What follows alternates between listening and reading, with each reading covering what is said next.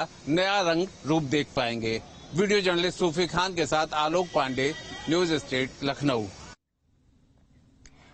उत्तर प्रदेश में लोकसभा चुनाव की तैयारियों को पूरा कराया जा रहा है और इस क्रम में केंद्र से लेकर राज्य सरकार के स्तर पर कार्रवाई की जा रही है। केंद्र में नरेंद्र मोदी सरकार के कैबिनेट में बदलाव की चर्चा शुरू हो गई है। माना जा रहा है कि संसद के मानसून सत्र के बाद मोदी कैबिनेट में कुछ बदलाव दिख सकता है। वहीं देश के सबसे बड़े राज्य और 80 विधानसभा वाले उत्तर प्रदेश में भी योगी सरकार के कैबिनेट में बदलाव की चर्चा शुरू हो गई है। बदल सकते हैं टीम योगी के चेहरे। ग्राफिक्स के जरिए आपको पूरी जानकारी साझा करते हैं। अगस्त के पहले हफ्ते में योगी कैबिनेट का विस्तार संभव।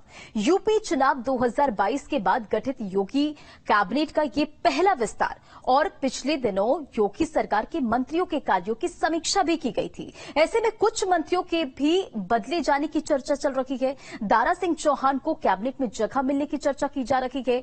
ओम प्रकाश राजभर भी योगी सरकार का हिस्सा हो सकते हैं।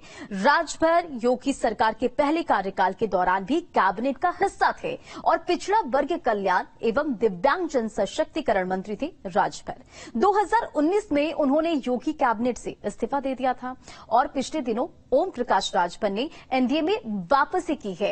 राजभर को पंचायती राज विभाग का जिम्मा दिया जा सकता है। जनवरी 2022 तक दारा सिंह चौहान योगी कैबिनेट में थे। दारा सिंह चौहान की भी योगी कैबिनेट में वापसी हो सकती है। साथ ही सिद्धार्थनाथ सिंह और श्रीकांत शर्मा को भी कैबिनेट में जगह मिल सकती है। तो अशोक कटारिया और महेंद्र सिंह की भी नाम की चर्चा हो रही है। महेंद्र सिंह और अशोक कटारिया भी हो सकते हैं कैबिनेट में शामिल। तो 2024 से पहले बीजेपी हर उस क्षेत्र में अपनी ताकत बढ़ा रही है जहां 2019 में उसे मात खानी पड़ी थी। उसमें से एक है पश्चिमी उत्तर प्रदेश, जहां मोदी योगी ने नया दांव चला है और इसी के तहत सीएम योगी बिजनौर और मुजफ्फरनगर पहुंचे। यहां उन्होंने सरकार की उपलब्धियां तो गिनवाई ही, साथ ही आस्था के सम्मान का भी उदाहरण पेश किया। रिपोर्ट देखिए।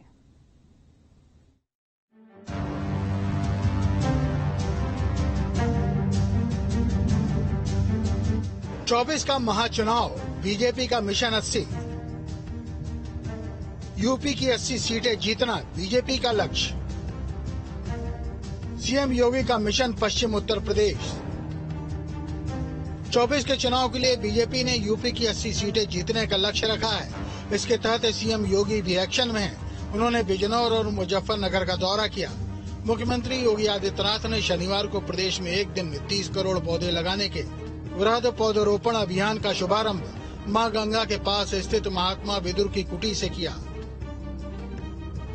यहां उन्होंने 50,000 पौधों की विदुर वाटिका की स्थापना की। विदुर कुटी में स्थापित मंदिर में पूजा की। कार्यक्रम स्थल पर विशाल जनसभा को संबोधित किया। लाभार्थियों को घर की चाबियां और प्रमाण पत्र भी दिए। जनसभा को संबोधित करते हुए मुख्यमंत्री योगी ने कहा कि प्रदेश में हम समृद्धि के साथ सुरक्षा भी सुनिश्चित कर रहे हैं। सुरक्षा हमारी टॉप प्रायोरिटी है। अब सुरक्षा में कोई सेंध लगाने की हिम्मत नहीं कर सकता।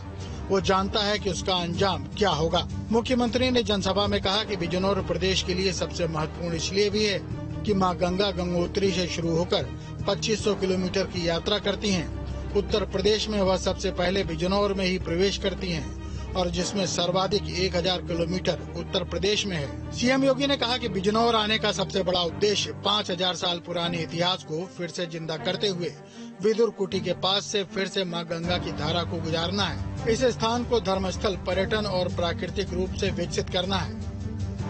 मां गंगा एक देव नदी है। हम भारत के इतिहास की धरती पर हैं।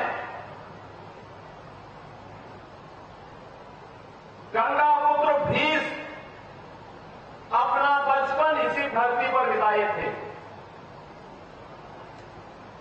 और भारत के इतिहास में महात्मा विदुर की विद्वता, उनकी उदारता को कौन नहीं जानता है। मुख्यमंत्री ने कहा कि प्रधानमंत्री के सहयोग से बिजनौर में निर्माणाधीन मेडिकल कॉलेज को महात्मा विदुर को समर्पित किया गया है, जिससे नई प्रेरणा मिलती है। अगले सत्र से यहां विद्यार्थियों को प्रवेश कराकर हर हाल में शिक्षण कार्य और पूरे क्षेत्र को उच्च स्तर की चिकित्सा सुविधा उपलब्ध कराई जाएगी। और इसीलिए हमारी सरकार ने विरासत के सम्मान को आगे बढ़ाने के लिए निर्णय लिया है कि सुख तीर्थ विकास परिषद का गठन भी हम लोग करेंगे। फाइनल स्टेज पे बहुत जल्दी हम इस कार्यक्रम को आगे बढ़ाने वाले हैं। मैं यहाँ के अन्नदाता किसानों का अभिनंदन करूंगा, भाइयों बहनों, मैं अभिनंदन करूंगा। एक तरफ सुख तीर्थ विकास परिषद बनेगा, यहाँ के विकास को आधार बनाएगा, कनेक्टिविटी को बेहतर बनाएगा, नौजवानों को रोजगार की संभावनाओं को विकसित करेगा, हमारे पूज्य संतों की आस्था को सम्मान देगा। तो दूसरी ओर विकास के नए नए द्वार भी खोलेगा, नए नए द्वार उसके माध्यम से खुलते हुए दिखाई देंगे। इसके अलावा मुजफ्फरनगर में मुख्यमंत्री योगी आदित्यनाथ ने शुक्र तीर्थ में जनसभा के दौरान गंगा की मुख्यधारा लाने की घोषणा के साथ ही शुक्र तीर्थ विकास परिषद का भी गठन किए जाने की घोषणा की। उन्होंने कहा कि 2017 से पहले प्रदेश में आस्था और विरासत का सम्मान नहीं होता था। यात्रा निकालने पर लोग डरते थे, आज कांवड़ पर पुष्प वर्षा की जाती है। मुख्यमंत्री ने कहा कि पहले पश्चिम उत्तर प्रदेश का किसान परेशान रहता था, खेतों पर लगाए इंजन चोरी हो जाते थे, बिजली नहीं मिलती थी, इस कारण डर का माहौल रहता था, व्यापारियों से वसूली होती थी, लोग पलायन के लिए मजबूर हो जाते थे। सीएम योगी आदित्यनाथ ने कहा कि गुंडे माफिया और बहन बेटियों की सुरक्षा से खिलवाड़ करने वालों के लिए यह सरकार महाकाल है।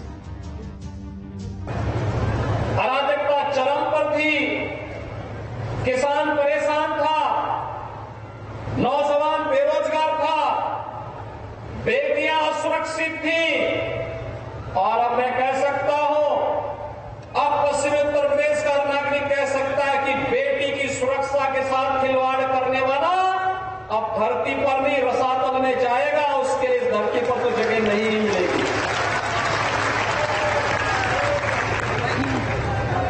अब कोई यहां प्लान नहीं करा सकता है। यहां के किसानों को, यहां के व्यापारियों की सुरक्षा की गारंटी डबल इंजन की सरकार दे रही है। पलायन कराने वाले स्वयं पलायन कर गए, अब व्यापारी को, यहां के नागरिकों को कोई पलायन नहीं करा सकता। और यही तो डबल इंजन की सरकार है जो विकास भी कर रही है, विरासत का सम्मान भी कर रही है, और गरीब कल्याणकारी योजनाओं के माध्यम से तेजी के साथ बिना भेदभाव के शासन की योजनाओं का लाभ हर तबके को उपलब्ध कराने का कार्य भी कर रही है। बीजेपी 80 सीटें जीतने के लिए पूर्वांचल के बाद अब पश्चिम में भी एक्शन में दिख रही है। इसी के मद्देनजर सीएम योगी ने यहां 2 बड़ी जनसभाओं को संबोधित किया, साथ ही सरकार की उपलब्धियों का बखान भी किया। बीजेपी दूसरे दलों के बड़े नेताओं को तोड़ने में गुरेज भी नहीं कर रही। बीजेपी ने पूर्वांचल में समाजवादी पार्टी पर सियासी स्ट्राइकर दारा सिंह चौहान को पार्टी में शामिल कर लिया था। इतना ही नहीं, ओबीसी वोट बैंक को अपने पाले में लाने के लिए ओपी राजभर की पार्टी एसबीएसपी को एनडीए में शामिल कराया। पूर्वांचल के साथ ही बीजेपी की नजर पश्चिम पर है। ओपी राजभर और दारा सिंह चौहान के बाद अब पूर्वांचल और पश्चिमी यूपी के 4 बड़े नेता बीजेपी ज्वाइन करने जा रहे हैं। सूत्रों के हवाले से खबर है कि बीजेपी में शामिल होने वाले नेता समाजवादी पार्टी और उसके गठबंधन साथी आरएलडी के हैं। सूत्रों के हवाले से जिन नेताओं के नाम सामने आ रहे हैं उनमें साहब सिंह सैनी, सुषमा पटेल, राजपाल सैनी और जगदीश सोनकर का नाम है। 24 के चुनाव को लेकर जहां विपक्षी दल सिर्फ रणनीति बनाने में जुटे हैं, वहीं बीजेपी दूसरे दलों में सेंधमारी कर अपना वोट बैंक बढ़ाने की तैयारी में जुटी है। इसके अलावा सीएम योगी भी अपने काम को लेकर जनता के बीच जा रहे हैं। माना जा रहा है कि बीजेपी का सियासी गुणाभाग विपक्ष पर भारी पड़ेगा। Team news state.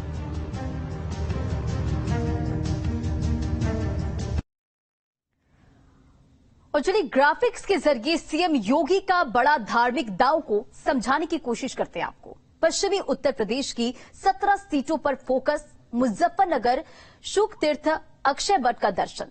सीएम ने लंबे समय से चली आ रही संतों की मांग को पूरा किया। शुक तीर्थ में गंगा धारा लाने की योजना का शुभारंभ किया।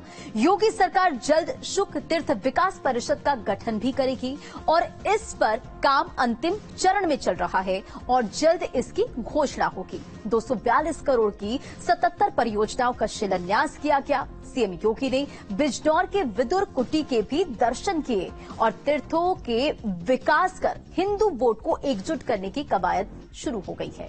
पश्चिमी उत्तर प्रदेश में 2019 और निकाय चुनाव में बीजेपी को नुकसान, तो सीएम ने 25 जिलों की निगरानी का काम खुद संभाल रखा है। सहारनपुर में बाढ़ प्रभावित इलाकों का दौरा करते नजर आए थे और अचानक मेरठ पहुंच गए थे और कांवड़ियों पर फूलों की बारिश भी करते नजर आए। माना जा रहा है कि इससे धार्मिक आधार पर सीएम लाखों लोगों से जुड़े और बीजेपी का लक्ष्य यूपी में 80 की 80 सीटों पर जीत दर्ज हो, इस पर फोकस है। रणनीति के केंद्र में योगी मॉडल, जिसकी धमक देश भर में है, और मिशन 80 के लिए जाट लैंड की 17 सीटों पर जीत हासिल करनी होगी।